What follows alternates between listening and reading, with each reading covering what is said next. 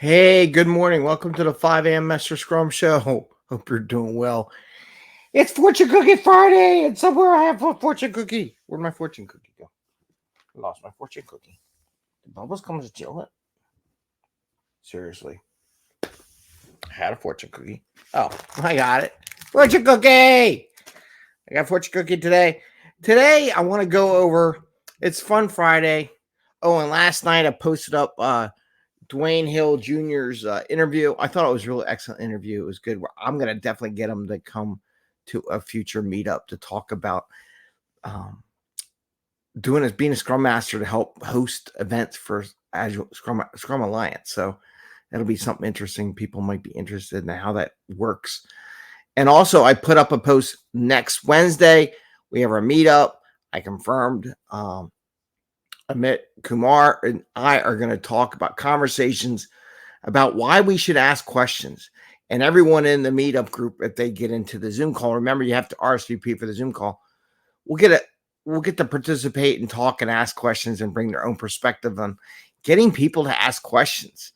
You know, it's a tough thing to do. It's a good tool to have for Scrum Masters. And if you are a Scrum Master, I really recommend coming to that session to understand where that comes from. And okay, we're gonna have a little fun. So it's 5 a.m. Mester Scrum Show. I am Greg Mester, Scrum Master and Agile Coach, and we talk about Scrum and Agile in a very practical and tactical way, so we bring more value to our customers and not work at crazy hours to bring that value to customers and have a little fun along the way. And today I kind of want to go over the results from last week. Talked about that game I was going to play with the experiment with the kids and the results and everything like that. I was going to share them today because it was just interesting results. Now, the game we played was slope-game.github.io. So it's a slope game. It's like a ball goes down all these ramps. It was suggested by the students. I didn't pick the game. They picked the game, and I said, oh, that's a perfect game for this experiment. And I asked them to contribute. I did not supply the game. There's a difference. This is what a servant leader does. This is how you get the people involved to provide it. And it actually turned out the kids loved the game so much. They were all playing it during their snack break in the morning after they had the class. Even though the class was total, I don't know, it phases off kids and everything. It was terrible. But it was fun. I had fun, and then it went downhill from there. Anyway, they did good. So let's look at some of the results. So I got 5th grade, 7th grade, I got a 4th grade, I got an 8th grade, and I got a 3rd grade, all who participated in this experiment. So I got a couple different grades. Now, when I did the experiment, I didn't get to do all 3 because it was just not going to happen, right? The attention span, I think even for adults, is not that far. I had them all play it individually, right? And then when I went around and took their score, and they give me a high score, maybe they got there or I saw it or whatever, I wrote it down. And then after that, I had them all group in 4s because that's how many people are at their table. I said, okay, you're a team, you're a team, you're a team. Now pick someone who's going to be the driver of the game and you all cheer them on. Some people got a little over the top, misinterpreting what I meant by cheering, but that's okay. It's part of life. They're kids. They do stuff. They learn their lessons, right? So this one grade, so their score, and here's the observation. Well, let me give you some scores, and then let me share some observations, and you can debate with me and comment back if you like whether or not I got the right numbers. And I can probably share these numbers in a post. Maybe I'll do that in a post on LinkedIn. But like one table got 33, 24, 5, and 36. And then when they did it as an individual, they got a 17 and then a 35. So interesting. The next table got a 5, 5, 15, 11. But then as a team, they got a 36 and 29, right? Another table got a 5, 1, and 6. But then as a team, they got a 22 and 27. And maybe I just go through this one group, one table. You don't need to go through all. Maybe I'll take snapshots of everything I posted up on LinkedIn later. Next group got a 25, a 13, and 6.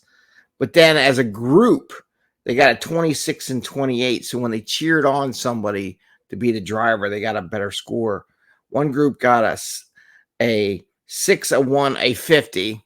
I don't know if they really got a 50, but I'll write it down. 1, because it's not a scientific poll. And then as a group, they got a 24 and 12, right? And then the last group, they actually got worse. There's only one group got worse. It happens everywhere. 5, 24, 5, and 13, and they got a 5 and 7. And just because that group was really went down. But let's look at 7th grade. They got 12, 2, 6, and 12, and then they got a 12 and a 17. Another group got highs between 12s and 15, and they got a 15 and a 22. And then the next group got between 11, 23, and 5, and a 23 and a 13. And the next group got a 19, 6s, 12s, and a 15 and 10. The next group got 12s, 13, 6, and 12, and then 25 and 22. One group had a 5, 11, and 6, and then they got a 23 and 15. And then last group got a 5, 38, 7, 5, and a 29 and 11. So it's a mixed result. Though I will say the trend was Taylor studies are living well and happy. That the ones that had people over top looking at them, they did a little bit better. Like if your odds were, think of it this way. If you wanted to have 4 individuals working and you get whatever the high score of those 4 individuals, you don't get all 4, but you get the high score of the 4, you get 1 score. But then if you had one person driving and the other 4 cheering them on, or other 3 cheering on, you got a higher score, right?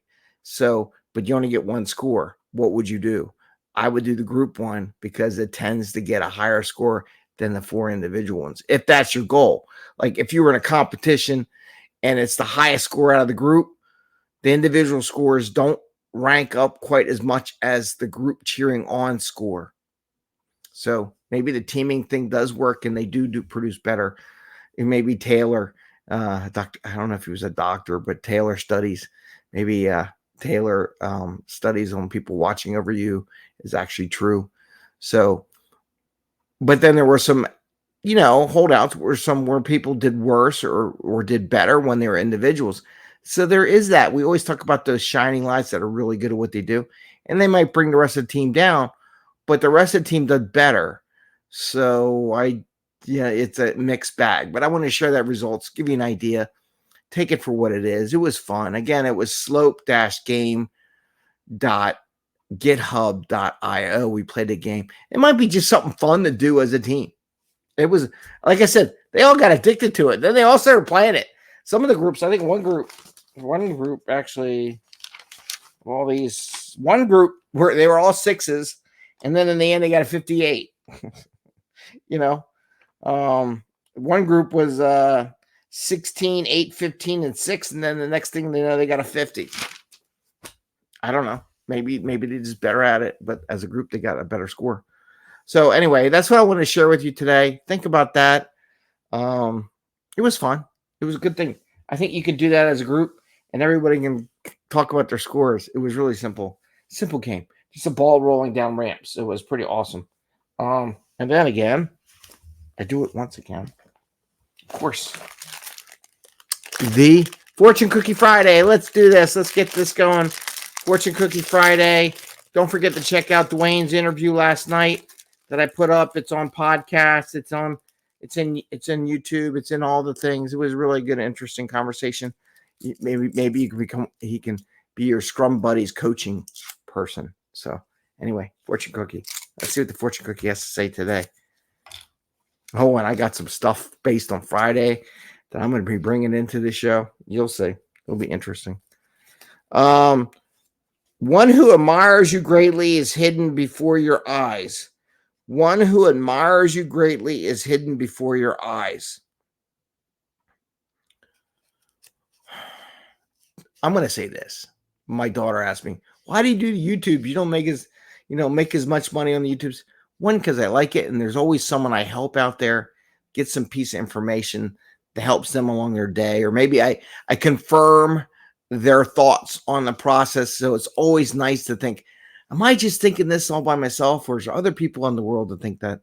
So, I don't always get feedback. I would love more feedback, but there's always someone out there that admires what you're doing and that work you're doing. So don't give up on what you're doing. And if you like it, keep going, find ways. If you want to reach out to me and have a conversation, I'm there to coach. You can join my Slack channel. You can ask me anything on the Slack channel, except personal stuff. I won't go there unless you ask me about Cub Scouts. I can talk that, or teaching kids. I can talk that. But there's always somebody out there that admires you. You may not see it. They may not tell you. They appreciate what you do. Not everyone shares. It'd be nice they would share more often, but that's okay. It's up to you. How do you feel about yourself? Maybe the one who admires you greatly is hidden before your eyes. Maybe it's yourself, and not to say in a selfish way, but sometimes you just like, hey, I took a step forward. No one may appreciate what I just did or the sacrifice I made, but admire yourself for taking that sacrifice as a servant leader for the team. Well, that's what I got for this. I hope that works for you. And I wish you try the game. If you do one of those Wednesday night things I always talk about, the slope-game.github.io, they loved it. They loved that game. Those kids really enjoyed it. And like I said, they went off and started playing by themselves. I had no idea. So I had the results of the scoring, but the real result was every kid in that class, even though I had a lot of problems running in that class, they were all over the plant. They went and played it by themselves. They enjoyed it. I wasn't expecting that result. Whatever. Anyway, don't forget, Wednesday night, our meetup, Amit Kumar and myself, we're going to talk about conversation. We're going to have conversation about asking questions. I hope you get to join us. Hope you sign up for the Zoom link, because I got to keep the hackers out. So I got to use the Zoom link, and let me know. With that, I want to wish you all a great day. Happy scrumming, and I'll see you again probably next week. Bye.